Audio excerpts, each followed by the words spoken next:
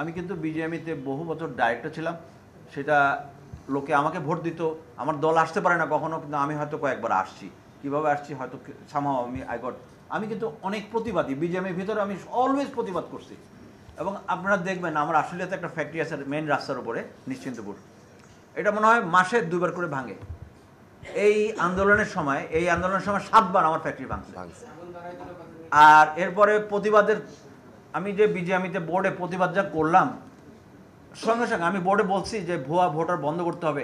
ফারুক ভাই আমাকে বলছেন, প্রেসিডেন্ট ছিলেন ফারুক ভাই, উনি আমাকে বলছেন, বাবলু ভাই are you sure you are making this question? এই কোশ্চেন জীবনে কেউ করেনি বোর্ড মিটিংয়ে। আমি বলছি এই ভুয়া ভোট বন্ধ করতে হবে। ফারুক ভাই as president he asked me, সবাই সাক্ষী আছে, আর ইউ শিওর আপনি এই কোশ্চেন করতেছেন? I am sure. মিটিং শেষ হওয়ার পরে বেরোয়া মাত্র ফয়সাল সামাদ এবং আমি বেরোইছি, সঙ্গে সঙ্গে বিশাল এক 25-30 জনের গ্রুপ 5 মিনিটসের মধ্যে আমাদেরকে ঘেরাও করে মারতে আসছে। আপনারা বিশ্বাস করবেন না, বিজেপিতে আমরা কীভাবে আমাদের দিন কাটাইতাম, আমরা যখন ছিলাম কীভাবে দিন কাটাইতাম, এইভাবে দিন কোনো মতে সেদিন তাদের থেকে মাফ চায়া বেরোয় আসছি, ভাই মাফ করো, আমরা তো যুদ্ধ করতে আসি না, আমরা মানবে করতে আসি না, আমরা গার্মেন্টস করেই ব্যবসা করি।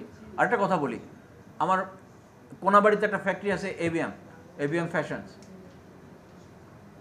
বিজিএমইতে যতই আমি আমার প্রতিবাদ বাড়াচ্ছি, যখন এর আগে একটা ওটা কি আন্দোলন ছিল, ওই 30th অক্টোবর, যেটা ওই শ্রমিকদের একটা আন্দোলন ছিল, আমার ফ্যাক্টরিটা টোটাল বার্ন করে দিল, 16 কোটি টাকা আমার লস হলো। কি বলবো, কাকে বলবো? মিরপুরের 13 নম্বরে আমার একটা ফ্যাক্টরি ছিল, টিউনিক ফ্যাশন লিমিটেড, H&M এর কাজ করতো।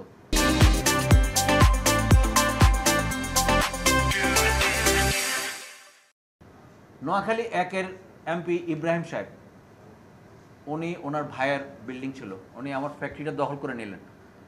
কচি ভাই ভাইস প্রেসিডেন্ট, সিদ্দিক ভাই প্রেসিডেন্ট, আমাকে একটা কেস পর্যন্ত, আমি থানায় একটা মামলা করব, আমার একটা রানিং ফ্যাক্টরি বন্ধ দখল করে নিলেন এমপি ইব্রাহিম সাহেব। আমি নাম বলে বলতেছি, নোয়াখালী 1-এর এমপি, ওনার ভাই আমার ফ্যাক্টরিটা দখল করে নিল।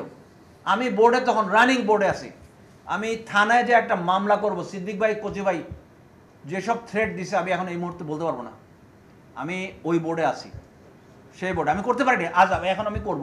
এখন সময় আসছে, 2016-র মামলা আমি এখন করব, মামলা পর্যন্ত করতে পারিনি, আমার একটা ফ্যাক্টরি দখল হয়ে গেছে। এভরিবডি নোজ, আমি অন রেকর্ড বলতেছি, টিউনিক ফ্যাশন লিমিটেড মিরপুর 13-তে আমার এই ফ্যাক্টরিটা দখল হয়ে গেছে। এমপি ইব্রাহিম সাহেব করছেন, সিদ্দিক ভাই এবং কচি ভাই আমাকে টাচ করতে দেন না, আমাকে বলছেন খবরদার বাবলু ভাই কিছু করতে পারবেন না। আমি জানের ভয়ের কথা বলতেছি না, আমি কোনো অযৌক্তিক কথা বলবো না, ওনারা আমাকে করতে দেন নাই। আপনি তো ব্যবসা করবেন, কোর্টে যায়েন না, শুধু এই কথা বলছে। আমি চিন্তা করলাম আমার তো আরও কয়েকটা প্রতিষ্ঠান আছে, 15-16 হাজার লোক চাকরি করে, পুরো সবার উপর একটা আঘাত আসবে, আমি ছেড়ে দিলাম, কেস করিনি। এখন করব, এখন আমি কেস করব।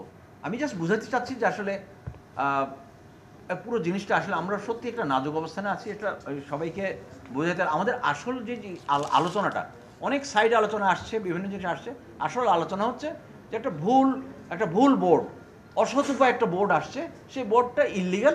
এই বোর্ডটাকে আমাদের সবাই মিলে আমরা চাচ্ছি না যে এই বোর্ডটা থাকুক, একটা সৎ একটা সুন্দর একটা নির্বাচন হবে, ভোটার লিস্ট হবে, ইলেকশন হবে, যিনি ক্ষমতায় আসবেন। এই হচ্ছে এই কারণে কিন্তু এই সমস্ত এই জিনিসটা অ্যারেঞ্জ করা হচ্ছে, শুধু সেটা।